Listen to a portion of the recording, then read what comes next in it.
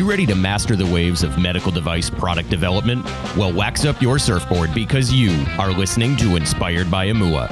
And here is your medical device product development expert, that Hawaiian-hearted hostess who will help you hang 10, Meghan Alonso.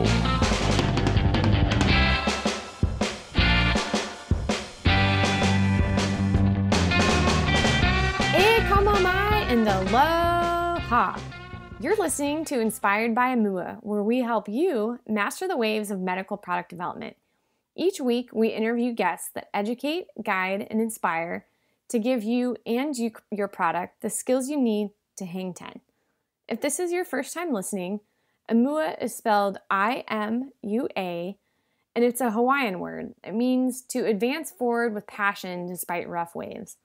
There are plenty of those in medical product development, but keep listening because we've got you covered. So I wanted to bring up a specific opportunity for you guys if you're in the midst of developing a product and you're just wondering how to get started on that. I have just the program for you that I'm beta launching here in a few weeks. So you can learn more about that if you text the word invention to the number 44222, or if you're on the computer and just want to head over to a website, it's Imua-Services/IIPP. So that's short for Invention Idea to Profitable Product. So check that out. I'd love to have you as a beta tester, get your feedback while giving you a lot of feedback and shaping the program for later. So I have a special guest with me today. He is known as the Pitch Whisperer. He's been featured in Entrepreneur and Inc. He's a published author too. His book is called The Successful Pitch: Conversations from Invisible to Investable. Please help me welcome John Livesey. John, are you ready to hang 10? Let's master some waves. I'm ready, Megan. Woohoo! Okay, so I gave a little insight to your bio, but fill us in a little bit more on how you ended up helping people master their pitches. Well, one of the key things I help people do when they're mastering their pitch is to teach them how to become a master storyteller. Plato said storytellers rule the world. So if you want to be memorable and get people to open up their purse strings, you first have to tug on their heartstrings. That's really good. I like that whole analogy there. So what makes Thanks. You're welcome. What makes something a really good story? Why should someone be interested in you as a person instead of just the market opportunity for a product? Well, the biggest mistake people make, Megan, is that they think that the investors are going to invest in their idea or their app or their product, when in fact the investors tell me on my podcast, A Successful Pitch, that we invest in the jockey, not the horse. So the person is the jockey and their idea is the horse, and that idea will most likely pivot and change before it comes to market or really grows. So that's why the person is so important. And the best way to sell yourself instead of pushing is to become a storyteller and pull people in with stories about who you are and showing how you have grit and tenacity and passion for what you're doing. So speaking of stories, what were you doing before you started helping people with pitches? Well, I worked at Condé Nast for a number of years. I sold advertising, print, digital, and pre-roll video across multiple brands from GQ to Wired to Vanity Fair, W. They have 23 different brands. So I was also in charge of finding startups that Condé Nast could use or invest in, especially in the mobile area, to help solve a problem that they were having, which was that nobody was clicking on static banner ads, and the advertisers weren't willing to spend money just to get their ad on a website if it didn't give them a return on investment. So I found a startup called Haulstars, Haul, that has a shoppable video player. And I had him come in and pitch to style.com and to the people there to say this could solve the problem. And he was so confusing about the pricing and how it worked. And he talked about time stamping, and he walked out and they said, we don't get it.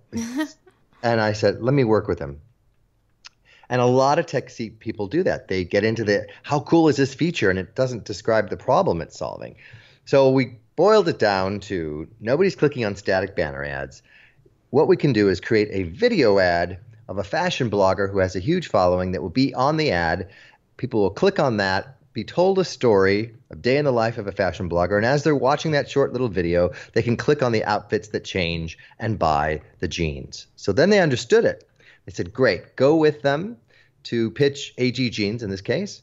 And AG Jeans said, this is exactly what we're looking for. They ran the campaign, and in 4 days, they sold $50,000 worth of jeans. So it got proof of concept, and I realized there's a big problem to solve, that tech CEOs don't know how to pitch to get a customer and don't know how to pitch to get investors. So that's what made me decide to become the pitch expert. And then Inc. said, well, what you're really doing is like a pitch whisperer, like a horse whisperer. Yeah. You calm people down because everybody gets nervous when they pitch. And I help people not only get more confident, but there are 3 unspoken questions, Meghan, that everybody has when they listen to you pitch. And this is pitching for anything, pitching for a raise, pitching to get someone to join your startup, pitching to get funded. The first question is, do I trust you? Which is a gut thing. That's really where the handshake came from, showing that there is no weapon, right? You don't have the fight or flight response doesn't have to kick in. So first they have to trust you. Then they have to like you, which is an empathy thing. And then it goes into their head, which is, will this work for me? What kind of ROI does I get? How does this fit into the rest of my investments? So all those questions are going on. And you have to address them when you pitch in order to get a yes. Uh-huh. So what are some examples of building? So you mentioned, okay, let's see if I can get this right. So building trust, they've got to trust you. They've got to have empathy for you. And then they've got to see what's in it for me, or what's the ROI that I can get on with. So what are some ways that someone can increase that trust? Right. Well, the first part is just being credible, right? If you don't hide anything when you're pitching investors, because it'll come out in due diligence and then it'll be a no. So if you present that your co-founder is just someone you've worked with before and you're really married to them and you don't tell them up front, that's not trustworthy, right? Because if you lie about one little thing, they will wonder what else you've lied about. So that's the first thing. I've actually seen that happen too. And then the likability thing, the empathy is not that you're trying to get them to have empathy for you, but you want to show that you have empathy for your customers. You understand your customer's pain point, because the more you can show you understand the problem, Meghan, the more the investors assume you have the solution. And then if you really want extra points, show empathy for the investor. Put yourself in their shoes. Remember what's important to them, not what's important to you. They are not a customer. You're not doing a product demo. Yeah. This is and that's another big mistake people make. Yeah. Good. So tell us a story of someone that, well, I guess you already did one.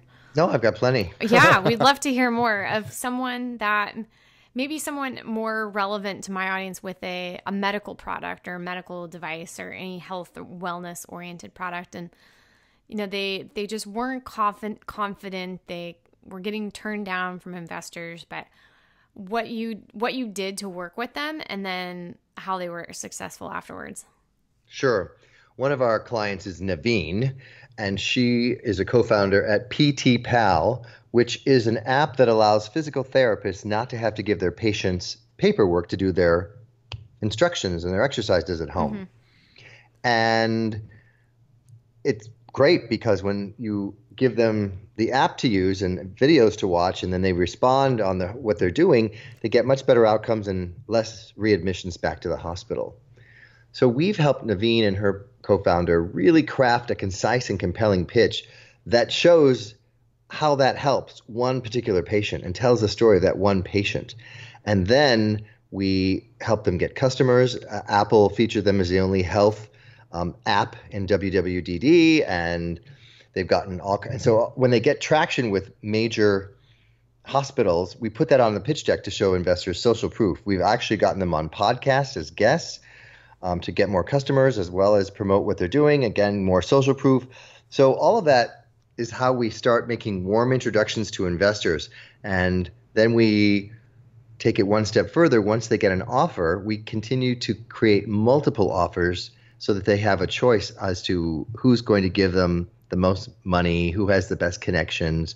And then we even take it one step further and we'll introduce them to someone who could fund the second round that they won't even need for 12 months. So there's a whole strategy in place. Yeah, that's great. And you bring up a really good point. People might have heard it termed the avatar or the ideal customer, and just making a story, even if you don't have a real life person. Maybe PT Pals had an actual person that their prototype had helped, but even if they didn't have this prototype yet, they can say, imagine Mary, she's a patient, and then you're walking people through that journey, and you're not only telling a story, but you're shaping your product around one person. Because I've seen companies pitch and then they talk about all the different applications of their product, and it's confusing. So if you can narrow it down like that, it tends to be more successful. Well, there's two things on that. One investor told me, don't boil the ocean, and really get specific. And remember, Amazon just sold books before they started selling everything. And the same thing with PT Pal. This can be used across multiple medical areas, cancer, et cetera, but we first focus on, here's what we're doing to help physical therapists, and then there'll be applications and growth coming from other areas. But you can't try to be everything to everybody. Mm-hmm. Yeah. That's really good. So the difference between investors, and some people don't understand this right up front, but there's investors that invest in the B and C rounds. There's investors that invest in the A rounds. There's the friends and family or angel investors that invest really early on. But as a company grows and they pitch to those friends and family and angel investors first, how does their pitch need to mature in order to gain more investment? That's an interesting question that I'm happy to answer. Let's see. First, typically people get funding from friends and family. And then it moves into angel investors, which is the seed round, anywhere from $250,000 all the way up to $1.5 million. When you're pitching angels in that scenario, sometimes you're pre-revenue, most likely you are. But you have a minimal viable product, and you have some people possibly even using it as a beta test. As one investor said, if you're selling dog food, I want to see the dogs eating the food. So you have a little bit of what we call proof of concept. And you got a couple people on your team and all that good stuff. But they're really investing in you and how big the market is. And here's two big questions that they're looking for. Why you and why now? Why are you uniquely qualified, and why is now the perfect time? For example, with Airbnb, if the economy hadn't been in a bad situation back in 2008, people wouldn't have been willing to rent out a room or their home to get extra income. So why now? Same thing with Uber. If we all didn't have smartphones, that would never work. So you have to really address those two things. Now, as you evolve and hit certain milestones with your seed round, that's when you go to a Series A from a venture capitalist, which is already now they're looking at not just revenue projections, but actual revenue. And they're going to talk to your customers and see what your customers like. Why do your customers keep returning? You really have to have a strong barrier to entry from your competition. All of that becomes a much deeper dive. That's good. So part of what you work with people, let's talk more about that.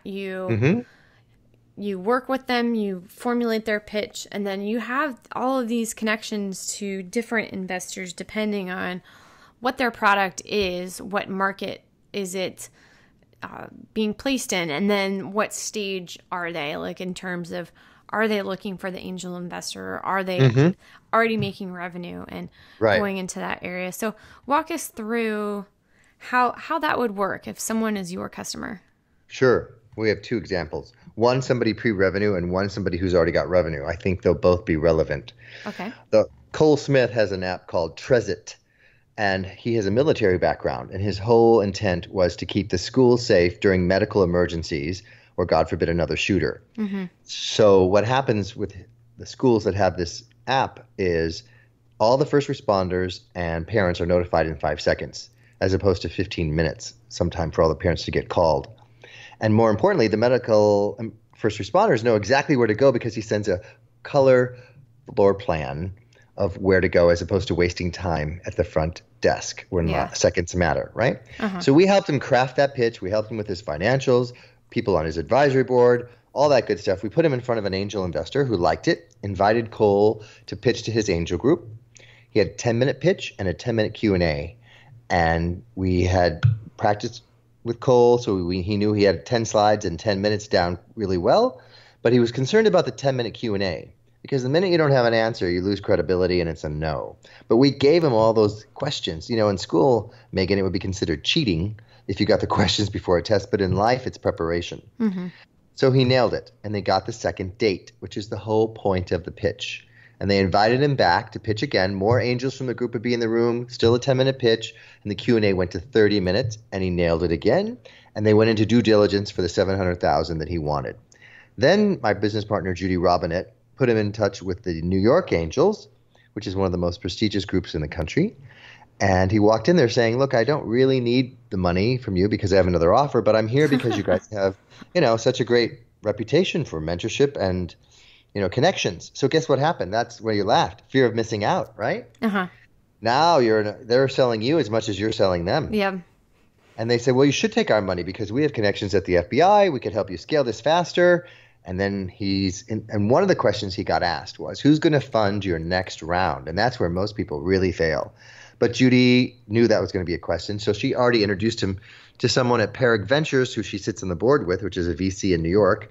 And that person said, oh, I'd definitely be interested in your Series A round, 3 to 5 million, because we'd like to take this to the airports and keep the airports safe, not just the schools. So imagine how much more comfortable the angel groups are knowing that Cole has a relationship with a VC he's not even going to need for 12 months. And that's how we got him funded. And that's what people are looking for. They need a strategy, they need connections, and they need a great pitch, and we help people with all of that. Now, on the other end of the spectrum, we were talking to a startup called Step of Mind, which uses artificial intelligence to put in people's shoes who normally can't walk. They have in a wheelchair or they're using canes. And what this product does is using artificial intelligence, just as someone's about to fall, it corrects their gait so they can actually walk. So they already have revenue. They didn't need help raising 1 or 5 million. They needed 20, 30, 40 million. And Judy has relationships at yet another type of investor called a family office, which is millionaire billionaires. There's one called Cavendish that Judy has great connections with, and they have $800 million dedicated just to regenerative medicine. So that was a perfect fit and connection. So no matter whether you're at the beginning, already have some revenue, but need real huge amounts of funding, series, whatever that would be, C or D, at that level, we have the connections. That's great. And that's a lot of it. You know, if someone's really busy, if they're going to be busy working on their product, first of all, and making sure the technology's sound and worrying about everything else you worry about when you're in a startup. And then you have to either do that due diligence yourself, find the right investors for you, work on developing a relationship with them, and then knowing what to do in your pitch and how to present your pitch for that particular investor too. And to have you guys just be able to offer that, and the startup founder can not sit back and relax, but at least have peace of mind about that.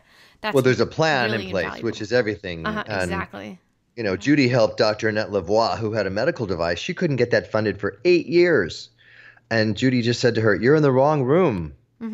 So she got her in the right room and got her $500,000 in 6 months. And it was just a minimum viable product. And before it even came to market, somebody bought it out for millions. So don't spend all your time creating the perfect product or trying to, get in the room. You need warm introductions. Literally, the investors tell me we see about 2,500 pitches a year, invest in 25, and 24 of those came from warm introductions. Did you say 24 of those came from warm introductions? 24 out of the 25 they fund come from warm introductions. That's correct. Wow. That's great. And it just goes to show you that if they've been through your program, then those investors know that they're prepared. They're not going to waste their time. Exactly. Well, the investors tell us every day, bring us good deals. And one of the things they say to us when we connect people is, well, would you invest in Natalie? Would you invest in, Naveen, would you invest in coal? We have to say yes. We have to believe it. So the investors know when we make a warm introduction that we've vetted the person, we trust them, they're coachable, their pitch is well thought out, they have some traction, all that good stuff. Yeah, that's great. So what are some takeaways from your program that you work with people on? And obviously it's a very personalized program, not only for that person, but for that product. But what are some key takeaways that you want to leave our audience with today that they can be working on themselves? Sure. Well, if your audience wants to send me a link, I have a link for your audience. It's sellingsecretsforfunding.com/fire, and I'll send them the 3 mistakes to avoid when you're pitching. But one of them is, don't say if we only get 1% of the market, we'll be rich. Nobody wants to hear that. Mm-hmm. That's a top-down strategy. You need a bottom-up strategy of how you're going to get customers, not just get 1% of the market. The second mistake to avoid is saying you don't have any competition. That means you don't have a market. Yeah. And then the third mistake is really not practicing your pitch and just winging it and thinking that's going to go well, and it never does. Yeah, you should never wing it. I met someone once who was just going to wing it, and I stopped her. I said, "No, you cannot do this. I'm going to help you at least the bit that I know." Mm-hmm. Well, it's I'm so no funny pitch because whisperer, but I ask people, why do you think you can just wing it? Do you think athletes wing it before the Super Bowl or the Olympics, or actors wing it before they get in front of the camera? Everybody rehearses and practices. What makes you think you don't have to? And they're like, well, I'm afraid of sounding robotic. And I said, that's over-practiced. Yep. There's under-practiced and over-practiced. And there's a way to come across conversational and be a human without sounding like a robot. Mm-hmm. Exactly. So check out that link. We will be on fire today after you check it out. So it's sellingsecretsforfunding.com/fire. So how else can, or it's /fire, I should say that. So if people want to contact you, what is the best channel to get in touch with you directly? Yes, the best channel would be to go to my website, johnlivesay, LIVESAY.com. You can see my podcast there. There's a short training webinar you can click on and watch. And after you watch that, you can then book in time to talk to me. And you can, of course, also follow me on Twitter at John_Livesay, LIV as in Victor, ESAY. All right. Well, thank you for being on the show with us today. And your podcast is great too. I listen. Thanks. I have like a book hearing out now too. I actually took my podcast, some of my best guests, and turned it into a book. It's called The Successful Pitch: Conversations on Going from Invisible to Investable, and that's available on Amazon. All right. Yeah. Well, there's another bonus for you guys. So definitely take advantage of that and contact John, listen to the podcast, check out his website and the special bonus for you, and you'll be getting funding in no time. Thanks, Meghan. You're welcome. So we learned a lot today from John about, are you fundable, how to spice up your pitch, how to get in front of investors, and he's a great person to work with. So definitely take advantage of contacting him, and we will see you in the next episode. Until then, Imua. Mahalo for joining us. If you're new to riding the waves of medical device product development, or if you've been in development for a while already, Inspired by Imua is here to surf with you. Want to be a master of the waves? Text HANG10, that's all one word, HANGTEN, to 44222. We'll send you the most common wipeouts companies make in product development so you can avoid them and reach master wave status. Again, that's HANG10 to 44222. We publish a new episode every Tuesday, so catch us at inspiredbyimua.com. Imua.